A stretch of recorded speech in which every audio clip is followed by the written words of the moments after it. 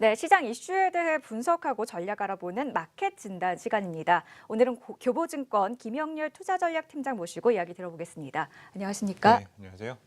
네, 오늘 또 현지 시간 8일, 우리 시간으로는 저녁에 ECB 회의가 있는데요. 이번에 채권 매입을 가지고 어떻게 연장을 할 것인지, 양적 완화 연장을 할 것인지, 또 축소를 할 것인지 어떻게 전략 세워봐야 할까요? 네, 이번 12월 ECB 통화정책회의의 관전 포인트는 내년 3월로 종료되는 양적 완화 정책을 연장할 것이냐 아니냐에 대한 어떤 힌트를 얻는 어떤 시간이 되지 않을까라고 판단을 하고 있습니다. 특히 국제 정세가 상당히 불안정하죠. 미국 대선 결과가 모두가 예상하지 않았었던 인물이 당선된 상태이기 때문에 이런 국제 정세의 변화와 맞물려서 이 국채 금리가 가파르게 치솟았다는 점 등이 현재 유럽 금융시장을 조금 불안정하게 만들어 놓은 상태입니다.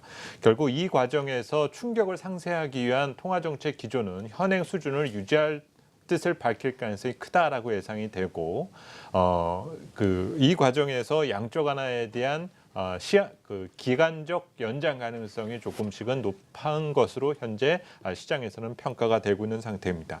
다만 유럽 중앙은행 입장에서는 막무가내로 유동성을 공급하기에도 상당한 부담을 받을 수밖에 없는 상태인데요. 최근 국채 금리가 가파르게 오른 상태인데다가 국제 유가를 비롯한 글로벌 물가 지표 등이 상승하고 있는 과정이기 때문에 자칫 유동성 함정에 빠질 수 있다는 어떤 그 우려 등도 현재 시장에서 제기가 되고 있습니다. 따라서 드라기 총재가 경기 회복에 초점을 맞출 것이냐, 아니면 앞으로 유로존 경제에 압박을 가할 인플레이션 리스크를 어떤 방식으로 통제할 것이냐에 대한 어떤 사항 등이 중요한 관전 포인트가 되지 않을까라고 평가됩니다. 네, 이렇게 양적 완화를 계속해 나갈 것이다라는 시장 분석이 이야기가 좀 모아지고 있는 것 같은데요. 만약에 시장 예상과는 다른 결정이 나온다면 또 분위기가 달라질 것 같습니다. ECB가 양적 완화가 아니라 매입 규모를 오히려 줄인다면 국내외 영향은 어떨 것으로 보시나요? 네, 우선 지금 채권 시장이 상당히 불안정한 상태이기 때문에 현재 글로벌 유동성을 공급하고 있는 양대축, 유럽과 일본 측에서 한쪽이 짐을 내려놓게 된다면 단기적으로 금융시장은 불안정해질 수밖에 없고, 최근 여러 가지 정치 리스크에 대해서도 부정적 해석에 대한 이슈가 제기될 수 있는 가능성이 크다는 점입니다. 결국 단기 시장금리 상승은 리스크로 판단할 수 있는 소지가 있고, 이 과정은 연쇄적으로 외환시장에서 달러화 강세를 조금 더 촉진시켜 줄 수 있는 가능성이 있기 때문에 글로벌 상품 시장과 신흥국 금융시장에서는 대해서는 상당한 부담을 받을 수 있는 면이 될 수 있거든요. 따라서 이 테이퍼링과 관련된 이슈가 언젠가는 가동되어야 될 부분이라는 점 등에 대해서는 부정하지 않겠지만 당분간 단기간 내에 실행되기는 조금 현실적으로 어려운 면이 있지 않은가라고 평가가 됩니다. 네, ECB에 대한 이야기 해봤는데요.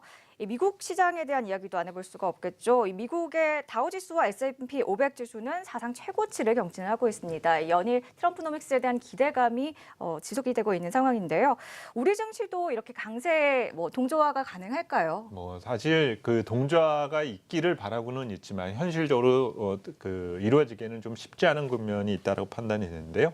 현재 매일 아침마다 미국 증시가 사상 최고치라는 뉴스를 투자자분들은 접하실 것 같은데, 항상 사상 최고치라는 소식을 접하다 보면 이제 내릴 때가 되지 않았나라는 것을 걱정을 하게 됩니다.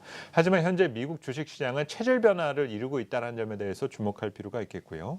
지난 오바마 8년 정부 기간 동안에 미국 주식시장을 지탱해 왔었던 것은 애플과 맥도날드, 코카콜라 등과 같은 내구재 관련 산업 등이 미국 증시와 미국 경제를 지탱해 왔었습니다. 그런데 트럼프 당선 이후에 대규모 인프라 투자를 비롯한 어떤 기간 산업 등에 대한 투자 계획 등이 발표되면서 서서히 미국 주식시장을 이끄는 어떤 주체가 내구재 쪽에서 자본재 쪽으로 자꾸 변하고 있다는 점이죠. 이 자본주의 근간을 이루는 것은 현재 소재라든지 산업재 관련 산업, 그리고 여기에 금융 관련 산업까지도 동참하고 있는 모습 등을 보여주고 있습니다. 이런 변화 등은 미국 주식시장의 어떤 상단을 추정하기 상당히 어려운 변화다라고 볼 수 있을 것 같고요. 또 다른 이슈 중에 하나는 현재 트럼프 정부가 법인세 감면 인하 등에 대한 이슈 등을 제기하고 있는데, 미국 기업들이 현재 미국 밖으로 나가 있는 달러를 미국 내로 가져오게 될 경우 그 자금을 활용하게 되는 것은 새로운 공장이나 어떤 고용 창출 측면보다는 배당에 초점을 맞춰둘 가능성이 크다는 점입니다. 이는 미국 주식시장이 기존의 성장주에서 가치주로의 전환 가능성 자체가 크다는 점을 의미하는 점이겠죠. 따라서 현재 미국 주식시장은 어떤 상승 잠재력이 상당히 강화되어 있는 구간이다라고 평가를 할 수가 있고, 이런 흐름의 변화에 우리가 동조를 하기 위해서는 우리 국내 증시 역시 어떤 스타일적인 면에서의 변환이 상당히 시급하다라고 평가할 수 있을 것 같습니다. 네, 이번에는 우리 시장에 대해서 좀 자세하게 알아보도록 하겠습니다. 오늘 선물 옵션 동시 만기를 맞았는데요. 일단 외국인이 시장에서 매수 우위에 있는 상황입니다. 이후 흐름은 어떻게 될 것으로 보시나요? 네, 우선 오늘 선물 옵션 이 동시만기일의 가장 중요한 관전 포인트는 어떤 배당을 목적으로 한 투자 자금이 얼마나 유입되냐라는 점을 주목할 필요가 있겠는데요. 올해 연말 기준으로 한 우리 배당 수익률은 현재 약 1.78% 정도로 추정이 되고 있는 상태입니다. 지난해 약 1.53%의 배당 수익이었다라는 점을 감안하면은 상대적으로 배당 수익률은 상당히 크게 개선되었다라고 평가를 할 수 있을 것 같고요. 이를 전제한 어떤 프로그램 매수에 대한 어떤 자금 유입 기대감 등이 크다는 점을 감안하면은 오늘 대형주 중심으로 매수 위의 어떤 투자 환경 자체가 쉽게 바뀌지 않을 것이다라고 평가가 되고, 이 기조 자체가 연말까지 이어지기 위해서는 당장 내일 있을 어떤 탄핵 표결과 관련된 어떤 그 국내의 어떤 정치적 사안과 다음 주 예정되어 있는 미국 금리 인상에 대한 변수를 얼마나 잘 극복해 주는지 여부 등이 어떤 그 연말까지 흐름을 가늠하는 데 있어서 중요한 기준이 되지 않을까라고 생각이 듭니다. 네, 선물시장 동향에 대해서 살펴봤고요. 또 이번 주는 국정감사 청문회가 열리고 있는 상황인데요.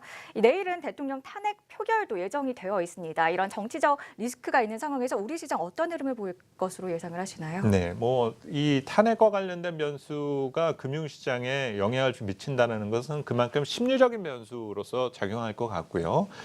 지난 12년 전 노무현 대통령 당시에 어떤 탄핵 변수는 사실 주식시장은 부정적으로 반응을 했었습니다. 하지만 당시에는 이 탄핵이라는 변수를 처음 경험하다 보니 글로벌 금융시장의 불확실성이 아주 증폭된 영향이다라고 볼 수 있을 것 같고요. 현재의 단계는 이 금융시장의 이 탄핵과 관련된 시나리오가 어느 정도 선제적으로 반영되어 있기 때문에 특별한 변수가 있지는 않을 것이다라고 예상을 해볼 수가 있습니다. 다만 올 한 해 동안 브렉시트 그리고 미국 대선 결과 등과 같은 여러 가지 선거 결과에 대한 어떤 그 결과의 사안 등이 예상과 빗나갔었던 사례 등이 많이 잠재되어 있었기 때문에 단기적으로 관망 심리는 조금 커지지 않을까라고 판단이 되어지고요. 직접적으로 방향성을 가늠할 수 있는 시장 변수로 탄핵 변수를 고민할 필요까지는 없지 않을까라고 생각이 듭니다. 네, 정치적인 리스크를 이미 시장이 반영을 했다라는 말씀을 주셨는데요. 이 신용 융자 등의 추이를 봤을 때 지금 증시가 바닥이 아니냐라는 이야기도 나오고 있습니다. 어제 이어서 오늘도 주가가 강한 반등을 보이고 있는데 지수 바닥으로 좀 봐도 되는 상황일까요? 우선 단기 바닥 관점에서는 거래소는 어느 정도 유효하다라고 평가가 되어집니다. 그렇다라고 해서 상승 잠재력이 아주 크다라고까지 강조드리기는 좀 버거울 것 같고요. 대신 하단에 대한 위험에선 지지선 이탈에 대한 위험에서는 좀 벗어났다라는 것이 거래소를 바라보는 관점이 되지 않을까라는 생각이 듭니다. 다만 코스닥 시장에서는 조금 안전한 환경까지는 아니다라고 생각해 둘 필요가 있는데요. 주가가 많이 빠진 상태에서 주가 회복세를 보여주고 있지만 현재 코스닥 시장 잔고는 여전히 3조 7천억 규모로 거래소 대비 약 8천억 원 가까이 여전히 높은 수준을 유지하고 있습니다. 어떤 새로운 매수 주체가 등장하기 이전까지 어떤 추세적인 상승을 가늠하기는 쉽지 않다라 판단이 되어지는데요.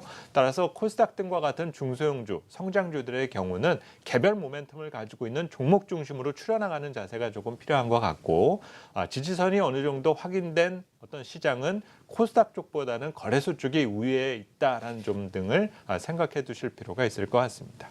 네, 거래소에서 현재 1% 이상, 코스닥 시장도 1% 가까이 반등을 해주고 있는데요. 이 오늘장 매수에 좀 가담해도 될지 대응 전략 부탁드립니다. 네, 사실 내일과 또 다음 주 미국 FMC를 앞두고 대형 이벤트가 집중되어 있는 상태입니다. 뭐 이 이벤트라는 것이 완전 방향성을 결정지을 수 있을 만한 변수까지는 아니지만 위험 자산과 안전 자산의 여러 투자 비중을 결정지을 수 있는 하나의 그 기준이 될 만한 변수라는 점에서 다소 오히려 내일부터는 시장은 관망 심리가 짙어질 수 있는 소지가 있고요. 특히 글로벌 증시 전체가 다음 주 초에는 FOMC 모드로 전환된다는 점을 감안하면 너무 후행적인 어떤 매수의 참여 전략 자체는 조금 지양돼야 될 부분이 되지 않을까라 판단이 됩니다. 오히려 변동 위험을 회피할 수 있는 저베타 가치주들을 선별해서 대응을 하는 자세가 조금 더 필요할 것 같고요. 오늘 다행히 코스닥 시장이 조금 반등세를 보여주고 있지만 우선 반등의 관점에 한정된 대응 전략을 구사하시는 것이 필요할 것 같고, 오히려 추세가 살아있는 것은 현재 거래소 대형주들이 외국인 수급 또 2017년도 이익 대비 여러 가지 가치 측면에 있어서 저평가 매력을 갖고 있다라는 평가를 받고 있기 때문에 오히려 추세적인 베팅에 있어서는 대형주 쪽에 대한 관심에 집중하시는 것이 합리적인 선택이 되지 않을까라고 봅니다. 네, 오늘장 투자 전략까지 교보증권 김영렬 투자전략팀장과 함께했습니다. 오늘도 말씀 감사합니다. 네, 감사합니다.